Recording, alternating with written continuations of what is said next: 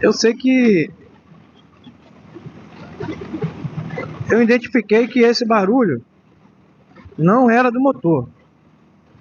Não era do motor. Esse barulho vinha aqui da frente, aqui, ó. Não era do motor. Então eu fui procurar, identificar o barulho.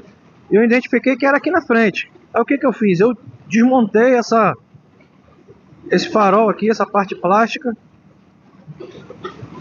Desmontei tudo aqui na frente. Soltei o farol, soltei tudo. E esse farol, ele é muito reforçado. Aliás, esse farol, ele é... Eu já falei um pouco sobre esse farol. Ele ilumina demais, pessoal. A noite vira dia, tá?